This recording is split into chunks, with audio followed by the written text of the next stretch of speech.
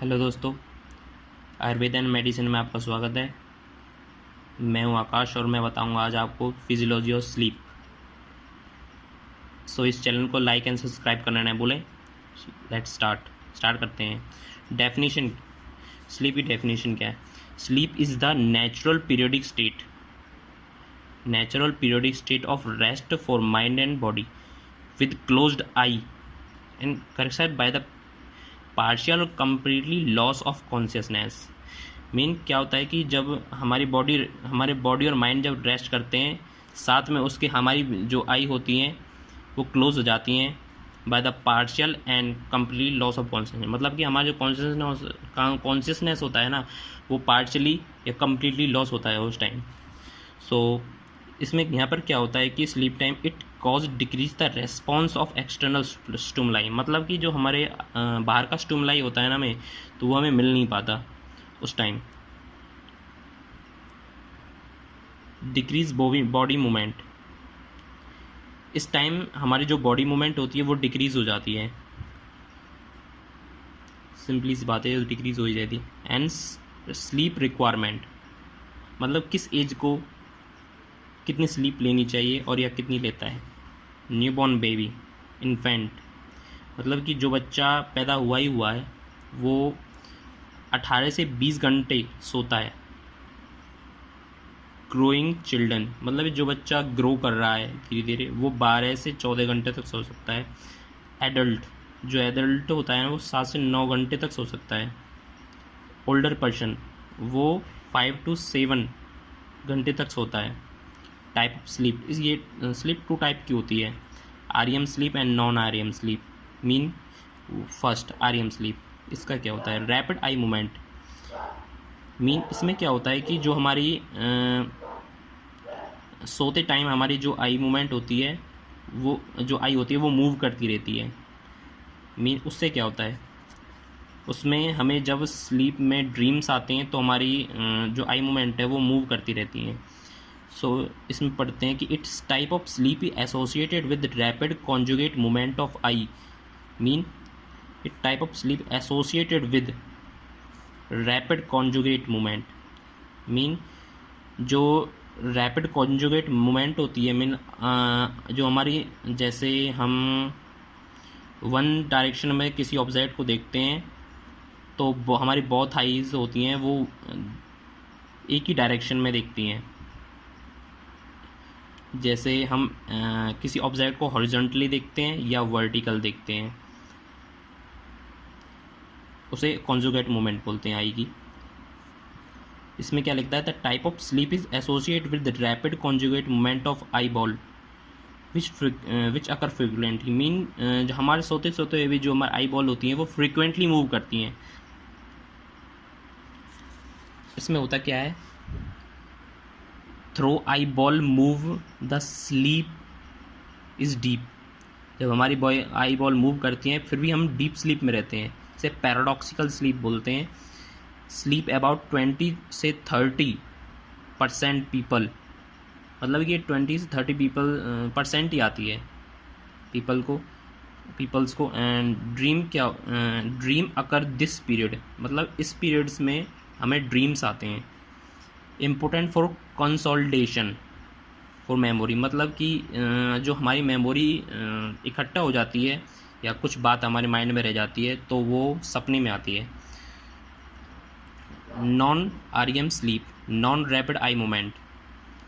इसमें क्या होता है कि moment of I in sleep about sleep is moment of I in this sleep absent. मतलब कि जो हमारी आई मूवमेंट होती है इसमें स्लीप मूवमेंट जो होती है वो एब्सेंट होती है। सो इसको कहते हैं लो वेव स्लीप, इसको लो वेव स्लीप बोलते हैं। ये किसकी वजह से आती है? जब हम हमारे बॉडी एंड माइंड जब थक जाते हैं, बहुत ज़्यादा थक जाते हैं, तो ये स्लीप इंड्यूस होती है। इसमें हमें ना तो सपने आते हैं ना कुछ। वो लिख दिया dream absent and occupying about 70 से 80% of total sleep period. Mean हमें ज़्यादातर यही स्लीप आती है। सो देखते हैं इसमें डिफरेंस क्या है इन दोनों के बीच में, REM sleep and non REM sleep. REM sleep होता क्या है? REMS, इनके बीच में अंतर क्या है? रैपिड आई मूवमेंट इसमें प्रेजेंट होती है, इसमें एब्सेंट होती है। ड्रीम में प्रेजेंट होती है, एब्सेंट होती है REM, नॉन REM में। मसल ट्विचिंग इसमें प्रेजेंट होती है, इसमें एब्सेंट होती है। हमारा जो BP होता है इसमें फ्लक्चुएट करता है,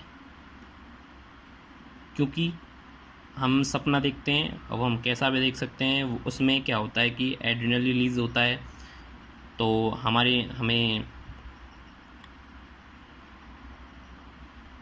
हमें बॉडी में ज़रूरत होती है हार्मोन्स की। सो यहाँ पर क्या होता है कि यहाँ पर क्या होता है, स्टेबल रहता है, क्योंकि इसमें ना हम सपना देखते हैं ना कुछ।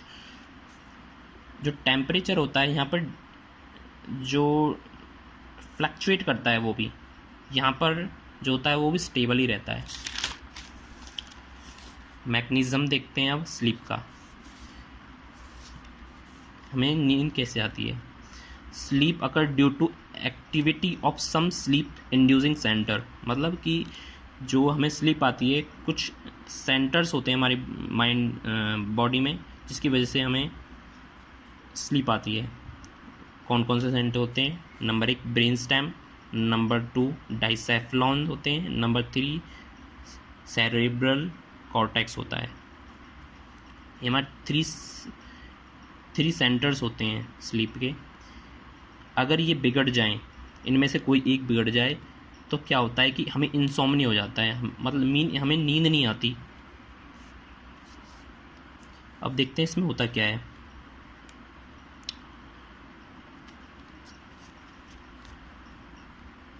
जब हमारी मसल थक जाती है, माइंड थक जाता है, तो क्या होता है कि रेक्टिकुलो एंडोथेलियम सिस्टम जो होता है वो फैटिक हो जाता है। तो उसमें क्या होता है कि डिस्चार्ज रिड्यूस टू कॉर्टेक्स, जो हमारा डिस्चार्ज है जो कॉर्टेक्स तक जाता है वो रिड्यूस हो जाता है, जिसकी वजह से हमें स्लीप आती है। इसमें स्लीप में बहुत सारी टाइप्स स्लीप आती है हमें। सो देखते हैं कौन कौन सी। पहली तो यही है। इसमें क्या होता है कि जो फ्रीक्वेंसी होती है ना असेंडिंग की वो असेंडिंग की जो इम्पल्स होते हैं वो डिक्रीज़ हो जाती हैं इन तीनों में। It cause the decrease the ascending reticular activating system, so sleep. तो हमें स्लीप आती है। अब आगे देखते हैं। Brain stem have two centres. Brain stem में 2 सेंटर होते हैं, raphe nucleus and locus coeruleus pons. पहले देखते हैं रैप न्यूक्लियस होता कहाँ है। ये प्रेजेंट होता है लोअर पॉन्स में एंड मेडुला में। लोअर पॉन्स एंड मेडुला ये क्या करता है? ये रिलीज़ करता है सेरोटोनिन, जो हमें नॉन REM स्लीप प्रोड्यूस करता है। लोकस ऑफ कॉर्सिकल और न्यूक्लियस ये प्रेजेंट होता है पॉन्स में। इट रिलीज नॉन एड्रीनलिन, ये नॉन एड्रीनलिन सिक्रीट करता है, जिसकी वजह से REM स्लीप आती है, जिससे हमें सपने आते हैं, जो हमें सपने आते हैं वो इसी की वजह से आते हैं।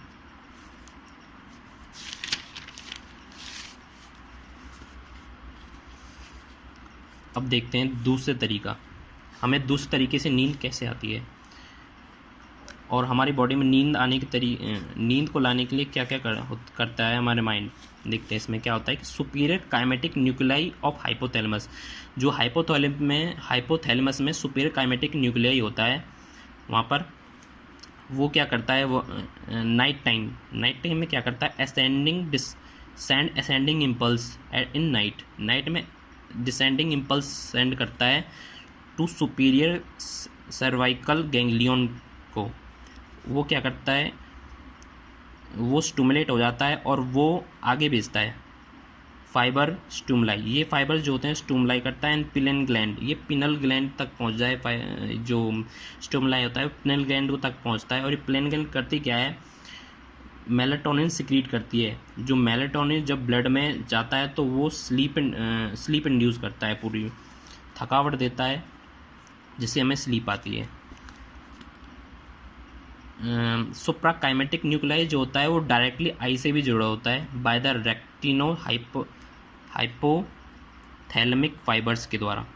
ये भी हेल्प करने में, स्लीप करने में हेल्प करते हैं। ये क्या सर्केडियन क्लॉक। अब हम सर्केडियन क्लॉक की बात करते हैं। सर्केडियन क्लॉक होता क्या है? सर्केडियन क्लॉक होता है ह्यूमन बायोलॉजिकल क्लॉक। हमारे पूरे दिन में क्या क्या होता है देखते हैं। 2:30 बजे बेस्ट कोऑर्डिनेशन होता है दिन में 2:30 बजे। हमारे जो बॉडी का कोऑर्डिनेशन होता है ना, बहुत 2:30 बजे बहुत अच्छा होता है। ये रिसर्च के द्वारा बताया गया है। 3 बजे फास्टेस्ट रिएक्शन, मतलब कि जो हमारी बॉडी में जो एनाबॉलिज्म कैटाबॉलिज्म होती है वो फास्टेस्ट होती है।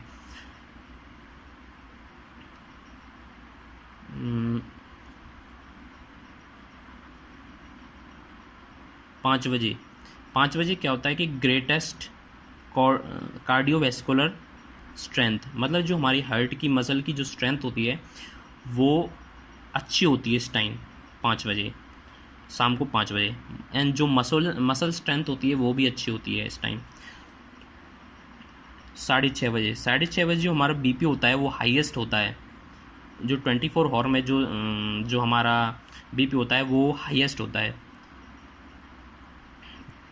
7 बजे, शाम को 7 बजे क्या होता है कि हाईएस्ट बॉडी टेम्परेचर, जो हमारे बॉडी का टेम्परेचर होता है ना वो 7 बजे सबसे ज़्यादा होता है 24 आवर में। 9 बजे देखते हैं मेलाटोनिन इस टाइम सिक्रीट होता है। जो 9 बजे होता है वो मेलाटोनिन सिक्रीट होता है और सोने का यही टाइम होता है जो हम जागते हैं 11 बजे तक। उससे बीमारी बनती हैं और डिजीज़ होती हैं उससे। ये देखते हैं 10:30 बजे की। 10:30 बजे क्या होता है, जो बोवल मूवमेंट होती हैं वो सप्रेस हो जाती हैं। जो हमारी इंटेस्टाइन की बोवल्स, मतलब कि जो इंटेस्टाइन होता है उसकी मूवमेंट्स जो होती हैं वो सप्रेस हो जाती हैं, मतलब कम हो जाती हैं। रात के 2 बजे क्या होता है, डीपेस्ट स्लीप। इस टाइम हमको बहुत ज़्यादा डीप होती है, जो हमारी स्लीप होती है वो डीप होती है। 4:30 बजे क्या होता है, सुबह के 4:30 बजे जो लोएस्ट बॉडी टेम्परेचर, इस टाइम हमारा जो बॉडी टेम्परेचर है वो सबसे कम होता है। 6:45 पर राइज बीपी, इस टाइम हमारा जो बीपी होता है ब्लड प्रेशर वो बढ़ता है। 7:30 बजे स्लीप स्टॉप्स सिक्रीशन मेलाटोनिन, इस टाइम जो हमारा जो रात को मेलाटोनिन सिक्रीट हुआ था 9 बजे, इस टाइम स्टॉप हो जाता है। और 9 बजे देखते हैं कि हाईएस्ट टेस्टोस्टेरोन, जो हमारा टेस्टोस्टेरोन हार्मोन होता है इस टाइम हाईएस्ट होता है सुबह के 9 AM। और 10 बजे क्या होता है, हाईएस्ट अलर्टनेस होती है। हमको पढ़ने का अच्छा टाइम होता है माना जाता है साइंस के द्वारा देखा जाए तो बहुत ज़्यादा। सो हमें पढ़ना भी इस टाइम अच्छे से चाहिए। Thank you for watching.